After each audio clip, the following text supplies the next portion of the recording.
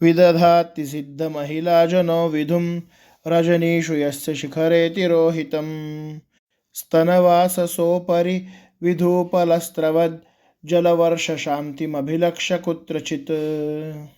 विदधाती म्हणजे करतो, सिद्ध महिलाजनः म्हणजे सिद्ध लोकातील स्त्रियांचा समूह, विधुम म्हणजे चंद्र, रजनीषु म्हणजे रात्रीच्या वेळी, यस्य म्हणजे ज्या पर्वताच्या, शिखरे म्हणजे शिखरावरती शिखरावर, तिरोहितम म्हणजे आच्छादित केलेला, स्तनवाससहा म्हणजे वक्षस्थळ झाकण्याचे वस्त्र, त्याच्या उपरी म्हणजे वरील असा अर्थ, विधू म्हणजे चंद्र, उपल म्हणजे त्यावरती असणारे दगड म्हणजेच विधूपल म्हणजे चंद्रकांतमणी असा अर्थ, स्त्रवत म्हणजे तिथून स्त्रवणारे झिरपणारे असा अर्थ, जलवर्ष म्हणजे पाण्याचा वर्षाव पाऊस, त्याच्या शांतीम म्हणजे थांबवण्यासाठी, अभिलक्ष म्हणजे अशी इच्छा ठेवून, कुत्रचित म्हणजे कुठेतरी.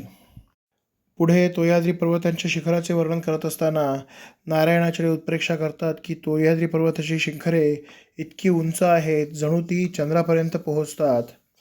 त्यामुळेच या पर्वताच्या शिखरावरती रात्रीच्या वेळी सिद्ध लोकातील स्त्रिया आलेल्या असतात आणि रात्रीच्या वेळीच चंद्रप्रकाश पडल्यानंतर चंद्रकांत मण्यांमधून पाणी झिरपू लागते, पाण्याचा वर्षाव होतो.